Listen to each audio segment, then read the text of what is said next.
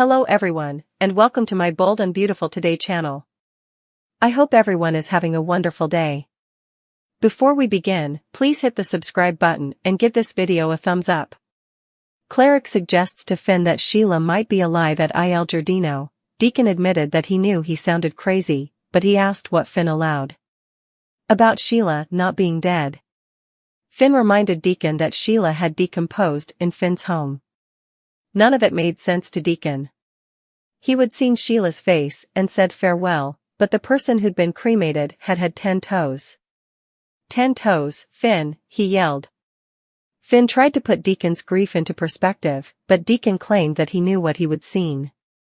He stated that he would looked at the body, and he'd seen Sheila's face. The hand had allowed him to press the crematory button. It had been the hardest thing Deacon had ever done. Cleric flashed back to watching the body on the conveyor belt. He said the cloak had slipped off, and he would seen 10 toes. Finn, who had a lot of experience with death, said it was not uncommon for a person witnessing a person's last breath to suppose he saw commodity. He would formerly heard a woman say her hubby had smiled. Deacon yelled that he knew what he would seen. Finn ordered Deacon to get a hold of himself. Cleric continued, asking what might be if it had not been Sheila in that box. Cleric claimed that the image of 10 toes had been burned into his brain, but Finn figured Deacon's mind was playing tricks on him. Finn said there was no way Sheila had not been there, and Deacon had seen Sheila himself. Finn told Deacon that Deacon had to accept that Sheila was dead. A flash of the toes went through Deacon's mind, and he threw back a drink. At the precipice house, Liam arrived with a stuffed beast Kelly had forgotten. Steffi guessed that had been because he would bought her a ton of new bones. And he admitted having trouble denying their son. Suffing, he realized that it was nice being unafraid for her and the kiddies with Sheila gone. Steffi smiled and jounced. Liam wondered if the keepsake had flushed Sheila out of Finn's system. Steffi had not liked that Finn had gone, but he would got an important, demanded check. She concluded that Liam was right, they did not have to worry about Sheila presently. Liam told Steffi that she was not going through it alone. She thanked him for minding, but said she was not alone, and she felt more patient with what Finn was going through, because she knew Sheila would no way be back. The content turned to Finn's visit to Deacon that day, and Liam did not know what Deacon had seen in Sheila. "Yeah, I've no sympathy for that man, so." Steffi replied. Liam noted that Finn did. Steffi reasoned that Finn watched about people who did not earn it, but Finn had promised that they were done talking about Sheila formerly and for all. Steffi participated that Baker had told her there would be no charges in Sheila's death. Steffi changed the content to how Liam was doing and asked him to be real with her. Liam said he was hanging in there, fastening on Beth, Kelly, and work.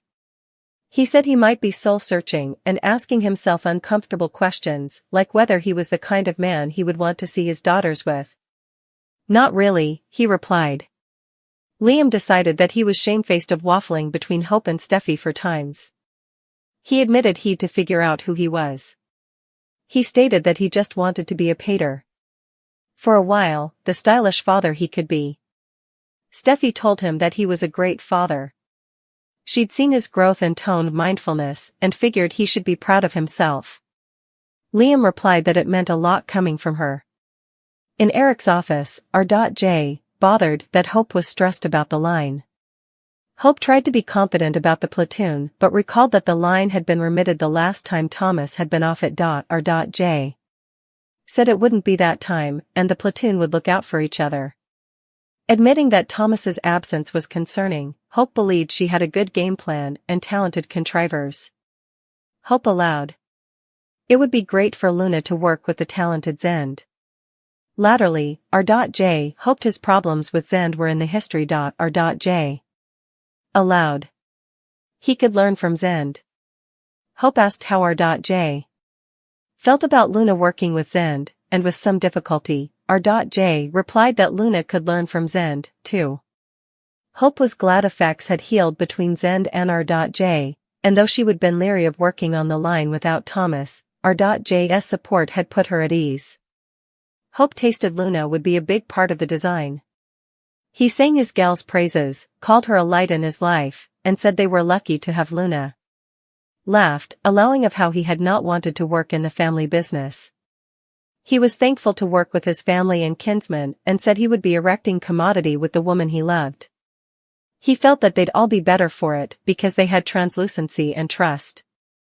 In the design office, Poppy arrived in time to join Luna and Zen's discussion about Luna's decision to confess to R.J. about her night with Zen. Poppy began to try to talk her son out of it, but Luna claimed that it was not who she was or whom Poppy had raised her to be. Luna declared that she would tell R.J., and no bone could stop her. Poppy decided not to talk Luna out of it. Poppy felt that she had let her son down. Poppy was done with the mince and refused to press Luna not to do what she felt was in her heart. Apologizing, Poppy hugged Luna. Latterly, Poppy had gone, and Luna was glad her mama had stopped trying to talk her out of telling R.J. Luna tried to explain to Zen why she could not keep silent. He could see that the secret was eating at Luna, and he did not want that for her. He watched about her too much. He was sorry for what had happened, but he felt that R.J. knew she was a good person. You will not lose him, Zen stated. Luna cried, saying effects had been perfect with R.J., her job, and the Foresters. It had come a agony because of her mama's mince. Zen figured that he no way should have flirted with his kinsman's girl, and he said he wouldn't have gone through with that night if he would known she had not been herself or if he had not had the passions he'd for her. Zen hoped R.J.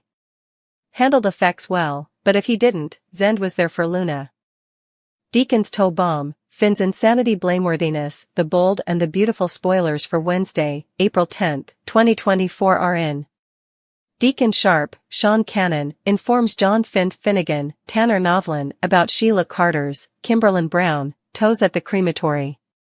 Still, Finn is induced that cleric has lost his mind.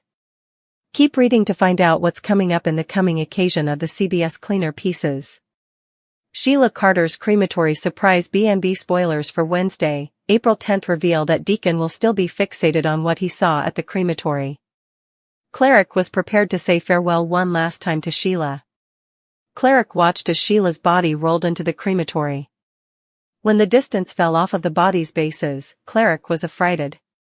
It showed the body in the crematory had 10 toes. As suckers know, that means the body in the crematory didn't belong to Sheila. B&B spoilers Deacon Sharp story. Deacon knows that it doesn't make sense. Cleric knows that the woman in the morgue was Sheila. At least, it was someone who looked exactly like the villain. In any case, Cleric isn't sure if he's losing his mind or not. The more that Deacon thinks about it, the more likely it seems that Sheila might have cheated death yet again. Before Cleric is suitable to tell Finn the news, the good Croaker stops him. Finn says that he has to put Sheila behind him, and suggests Deacon do the same. Finn reminds Deacon that when Sheila is brought up, it takes another big risk on Steffi Forrester Finnegan's, Jacqueline McInnes Wood, internal health. John Finnegan's insanity blameworthiness. The bold and the beautiful spoilers for Wednesday, April 10 reveal that Deacon will talk about seeing 10 toes on Sheila's body in the crematory. It appears from the daily exercise clip that Finn won't get the point of Deacon's toe story. That's when Deacon blurts out that it means Sheila might still be alive. The bold and the beautiful spoilers Wednesday, April 10, 2024 Still, Finn will misdoubt Deacon's proposition. In fact, Finn will charge Deacon of losing his mind. Of course, suckers know that Deacon is most likely right. It's not a matter of if Sheila is alive, but how did she do it, where is she hiding now, and what does it mean for Steffi's fate?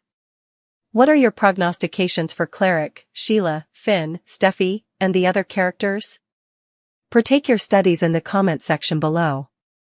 Flashback to keep watching The Cleaner on CBS or Paramount to find out what happens coming.